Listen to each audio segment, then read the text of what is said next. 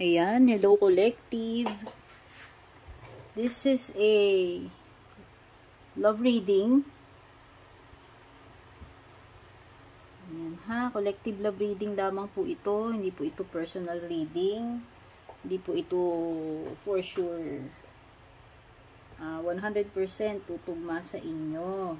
Okay, so i-adjust nyo po yung expectations ninyo about this reading. Okay? Since ito ay pangkalahatang pagbabasa. Ayan. Ayan. Thank you so much for being here. Bago man po kayo or matagal na. Don't forget to subscribe, like, follow.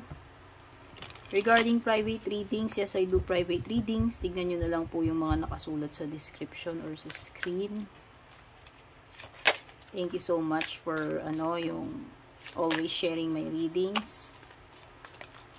So, tignan na natin, ano ba tong mga energies pagdating sa inyong person nakakonect sa inyong situation or relationship.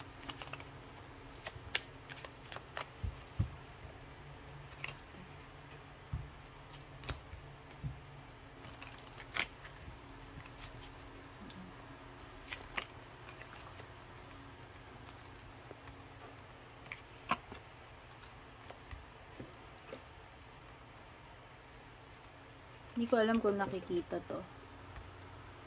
I hope nakikita. Wait lang. Hindi ko kasi kita yung view ng camera ko, guys. Sige, ganito na lang. Para magkasya. Gawin ko lang yung Celtic Cross. Pero hindi ko nabubusisiin ng detalyado kasi abutin tayo ng siyam-siyam. Pag inisa-isa ko yan. Ayan siya.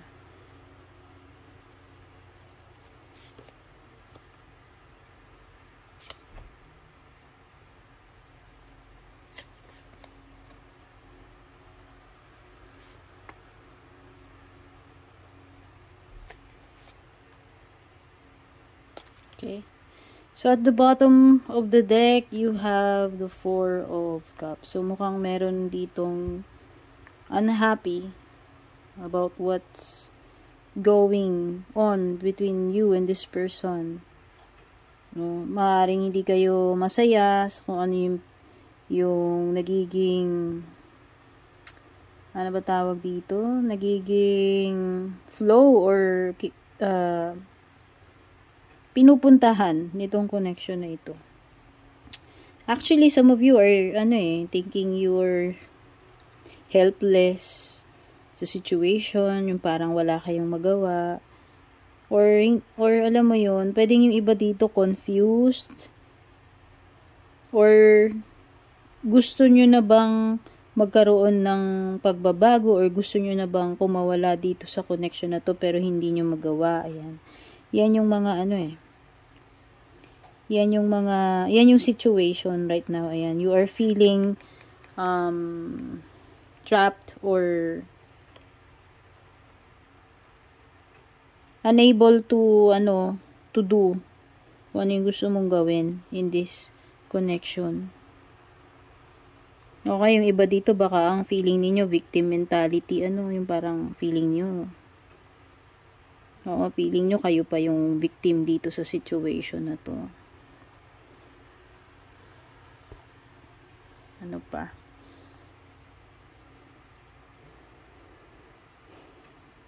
In the recent past, mukhang meron dito ewan ko, in the recent past, confident ka naman. Mukhang okay naman yung pakiramdam mo. Pero dito sa current situation, parang you're unhappy, oh. You're unhappy. Pero hindi kayo alam mo yon, for some reason hindi nyo pa rin mabitawan tong person na to or connection na to. Some of you are suffering, sad, or in pain. Pwede ring merong fire sign in the recent past or in the past. Kung sino man yung fire sign na tinutukoy dito. Pero nakikita ko, mukhang confident ka naman nung una dito sa relationship ninyo. Pero ngayon parang hindi ka na, ewan ko, restricted ka ba? Ano ba to? Nasusuffocate ka ba? Nasasakal ka na ba? Pwedeng ganun. Oo, napapagod na eh.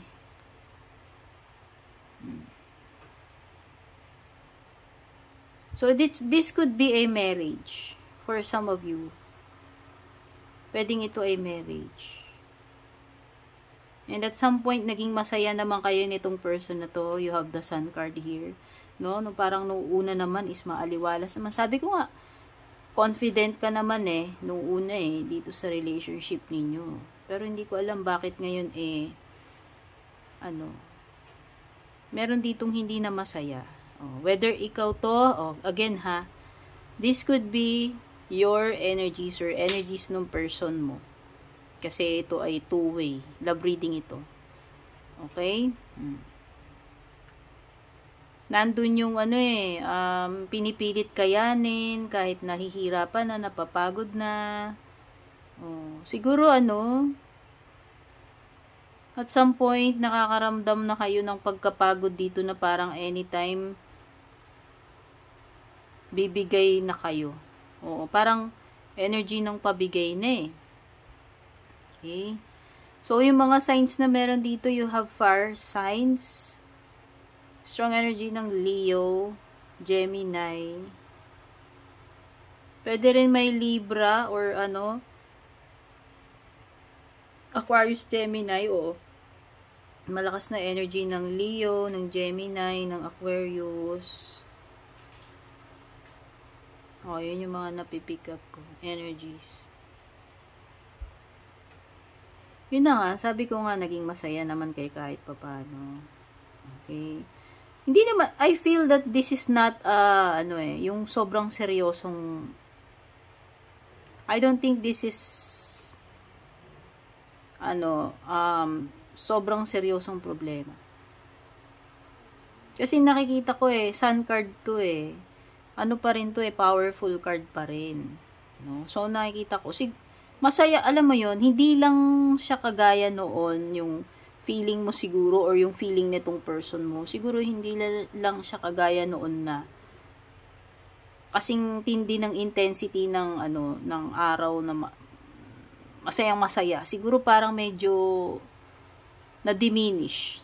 No? Sabihin na natin, kumbaga yung sikat ng araw, so sobrang tirik na tirik. So medyo nabawasan. No? Kasi nakikita ko masaya, andun pa rin yung sun card. So ibig sabihin goods pa rin No? Hindi naman ito kumbaga nasa danger zone yung relationship ninyo. So nakikita ko dito is maayos pa to. Yun lang ang nakikita ko. Hindi ito yung hopeless. Ayun. Hindi ito hopeless situation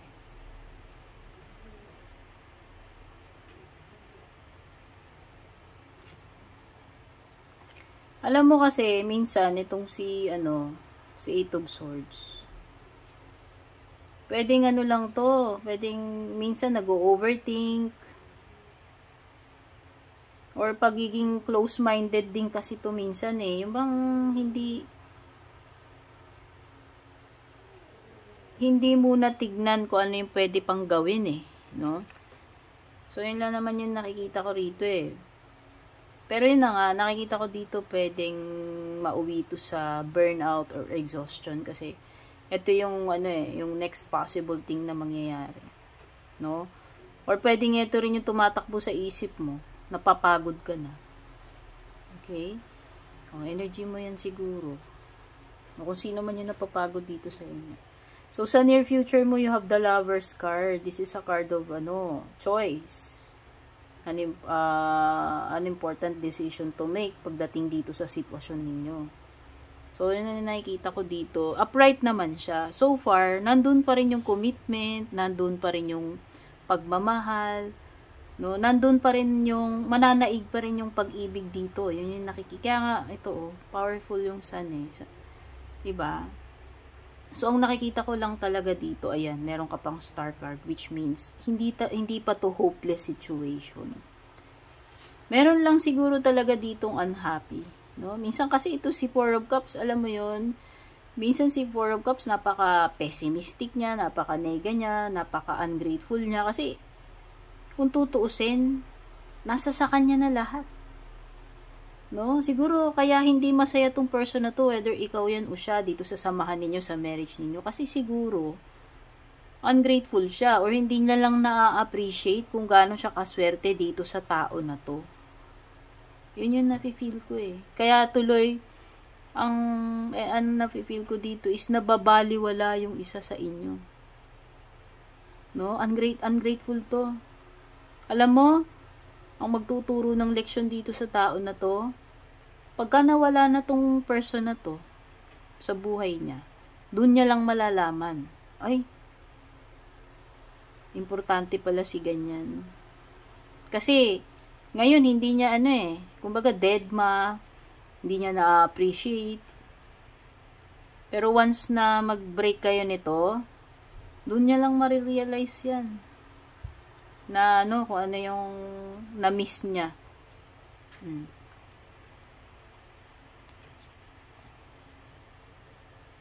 Nakikita ko there's still hope pagdating dito sa kung ano mang issue ninyo or situation ninyo. You have the star card. May pag-asa pa to. Hindi pa ito hindi pa hopeless case scenario yung issue ninyo or itong relationship ninyo. Meron lang talaga ditong hindi lang niya na-appreciate yung partner niya. No, hindi marunong mag-appreciate o hindi niya nakikita yung importance.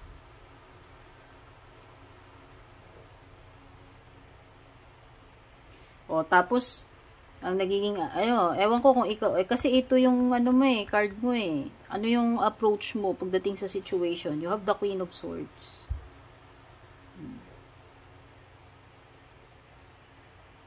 Siguro confrontational ka or at some point parang naging kina-cut off mo ba tong person na to? Ayan. So, hindi ko alam pero parang this person is trying to be cold. No? So, hindi ko alam kung sino sa inyo yung nawawalan ng gana dito sa relationship na to or hindi kontento. Pero, yung nakikita kong ina-attitude mo dito or yung approach na ginagawa mo dito sa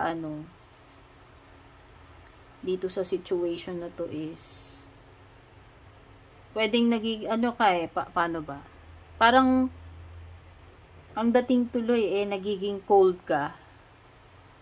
No? Or yun ay coping mechanism mo. Hindi ko lang alam kung ginagawa mo itong Queen of Swords as a coping mechanism na parang, kunwari, hindi ka affected, no? Or, alam mo yun, tinatry mo sigurong maging hindi emotional. Ayan. So yung nakikita kong ginagawa pong approach or coping mechanism dito sa issue or situation ninyo. Hindi ko alam kung dinedetach mo rin yung sarili mo, or pwedeng gumagawa ka ng boundaries or kino-confront mo siya no? Pwedeng ganun.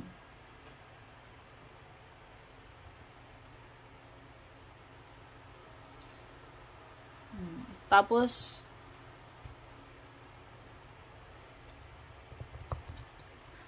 pagdating sa alam mo, outside influences dito or outside yung mga external forces or energies, alam mo talagang ang tingin talaga ng mga tao, napakaswerte mo kasi parang nasa sayo na yung lahat dito sa person na to, dito sa relationship na to. Pero pwedeng hindi nila alam na merong hindi masaya dito. Pero, ang tingin ng mga tao, ang akala ng mga tao, you're okay, nasa iyo lahat. Wow, napakaswerte ni collective kasi ganyan. No? Pero deep inside, in your sa kailaliman, kaibuturan ng puso mo, parang hindi ka, parang alam mo yun, may something na kulang or may something na, basta hindi ka ganun ka-happy or ka-contented. No? Yan. Pero sabi ko nga, there is still hope. Pagdating dito, ayan, yung next card mo is the Star card.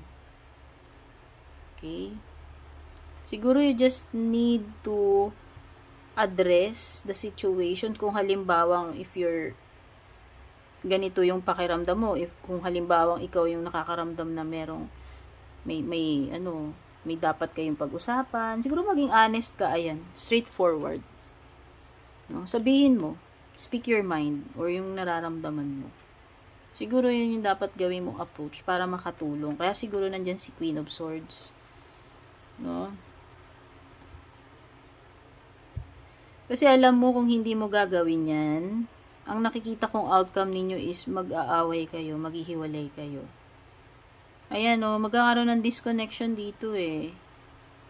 Pwedeng mapuputo lang yung connection ninyo or magiging disconnected kayo sa isa't isa kahit magkasama kayo, basta merong alam mo yung magkakalayuan lang lalo ng loob or literal na magkalayo kayo, maghiwalay or mag-cool off. Pero gaya nga ng sabi ko, hindi ito hopeless na sitwasyon. Ayan, you have the Star card. So, ang nakikita ko lang dito is, maaayos nyo pa to. Maaayos nyo tong problema ninyo. Okay? Pero yun na nga, yung nakikita kong possible na outcome nito is, magkaroon ng disconnection or hiwalayan. No? Kaya nga ito yung nakikita natin sa area of what's next. Next possible na mangyayari is the Lover. Sabi ko nga, magkakaroon dito ng decision. At siguro yun yung decision na okay, mag-lie-low muna tayo sa isa't isa, mag-disconnect muna tayo sa isa't isa, or maghiwalay na lang muna tayo. Yun yung nakikita kong outcome dito. Kasi nga, hindi na-address yung problema hanggang nagkakaroon na ng awkwardness between you and this person. Kasi nga, meron ng energy dito na nabibigatan na. Hindi ko alam kung ikaw yan. Papagod na. So, exhaustion nga yung naging reason. No? Exhaustion yung naging reason. Pero nakikita ko both itong samahan na to hindi pa naman talagang wasak. Kasi nakikita ko, you have the Four of Wands, you have the Sun. So, sabi ko nga, ito positive card, no? Both of this, the Sun and the Star. Kaya nakikita ko na hindi pa to final na kung halimbawa magkaroon man kayo ng disconnection or ma-stop yung komunikasyon ninyo, hindi pa to tapos talaga. No? As in, hindi pa natepok yung samahan niya. Nakikita ko na may pag-asa pa yan. Ma-resolve. Kung ano may problema ninyo. Kailangan lang ma-address yung problem, mapag-usapan. Or kung talagang kailangan ng space, yun naman yung nakita ko mangyayari Bibigyan nyo ng space yung isa't isa kasi pwedeng magkakaroon muna kayo ng disconnection. No? Pero nakikita ko mananaig pa rin dito is pagmamahal. No? Hindi pa to, nakikita ko na mare-resolve pa rin itong issue ninyo. So, kung halimbawa magkaroon mga kayo ng cool off dyan, disconnection, nakikita ko na babalik pa rin kayo sa isa't isa No? May pag-asa pa to Nagkataon lang na nagkapaguran. May napagod lang dito. Na kinailangan muna ng break time. Okay? Collective. So, sana nakatulong sa inyo itong reading na to. Nakarelate kayo. Don't forget to share. Mag-comment kayo dyan. At kita-kits sa ating next reading. Take care, babush! And kung balak nyo pong mag-book or mag-inquire ng personal readings ko, basahin nyo lamang po itong nakasulat sa screen or yung nakalagay sa description.